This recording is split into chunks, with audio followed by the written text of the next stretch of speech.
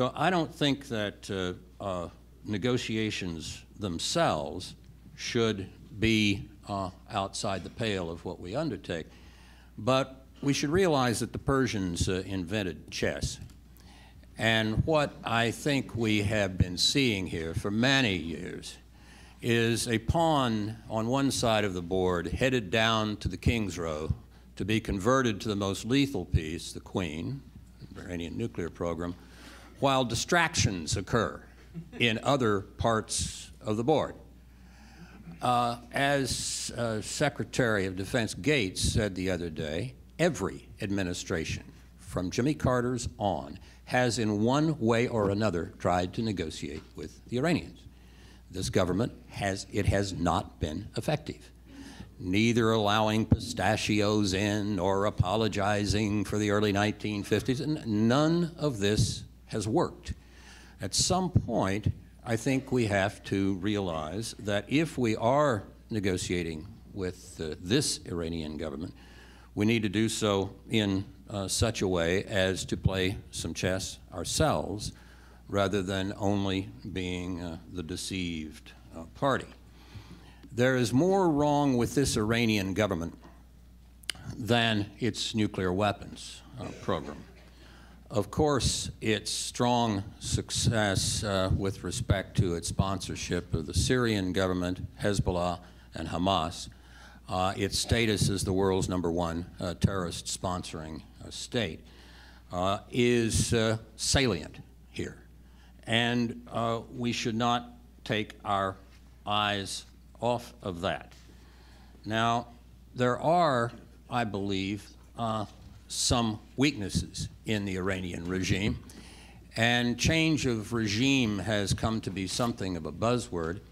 Let's avoid the buzzword and just say very substantial change in behavior of the regime, perhaps including some substitution of some leaders for others, might be a desirable outcome.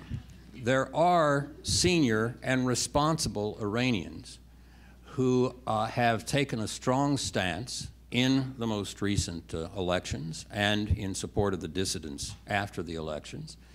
They have taken a stance in favor of a substantial modulation of the administration, the Khamenei, Ahmadinejad groupings behavior.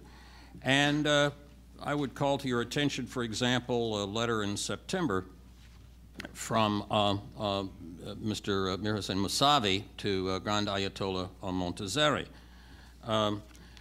Mousavi writes in great anguish about the negative impact on Islam and the people's devotion to Islam that is proceeding from the behavior of the current regime.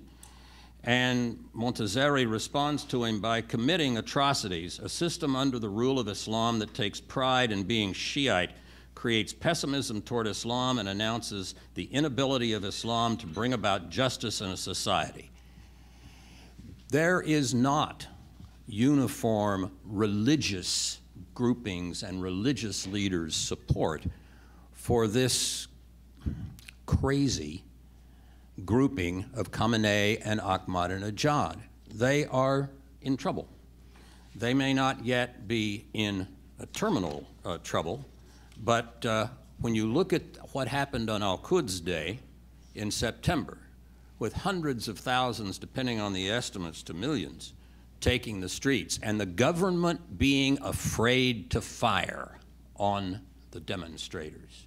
They have, of course, butchered, raped, imprisoned, and tortured a number of demonstrators, but when faced with a very substantial demonstration, they have not been able to rally their forces at certain times in the events following the election.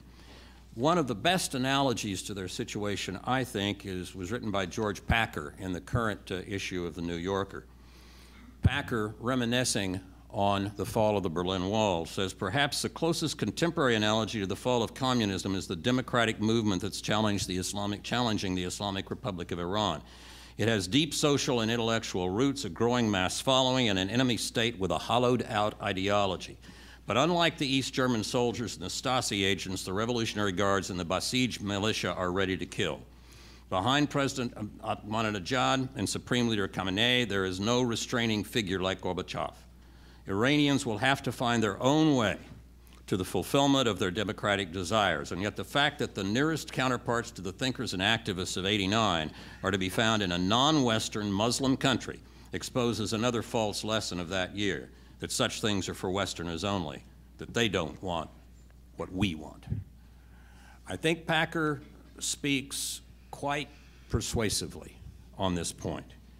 And I would add that as a further demonstration of the weakness of the regime's authority, note that Ayatollah Khamenei, Supreme Leader Khamenei, rather, had declared back in September, a Sunday to be the end of Ramadan. 15 Grand Ayatollahs, including Ayatollah Sistani and Montazeri, Taheri, Saneh, rejected Khamenei's reading of the moon and said that the feast could not begin until Monday. No one could get away with such an open challenge to the Supreme Leader's theological authority unless there were a considerable consensus that his rule was illegitimate. And it's even worse for him. Across the country, many mosques were closed that Sunday. The faithful were told to go home and fast and to come back the next day for prayer. Now, that is more than a straw in the wind, I would submit.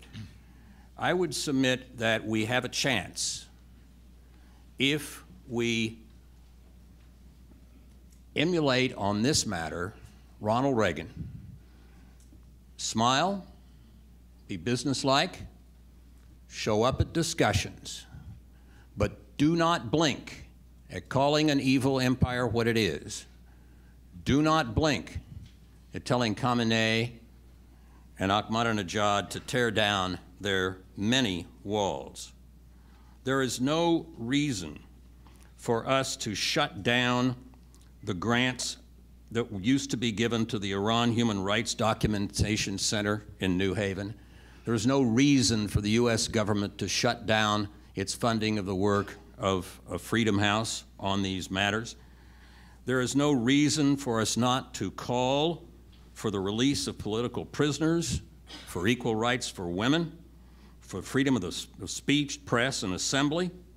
We could instruct the VOA's Farsi service to report more vigorously on Iranian actions, and we could stop a lot of the repression of the intellectuals and the students by not permitting software to be exported to the Iranian government that helps repress them, and by instead helping provide them with servers in the internet and the rest to help them in their actions and activities. While we do this, we should smile. We should be diplomatic. We should be generous. We should be coherent. We should be cogent. But we should also stand for freedom. Thank you.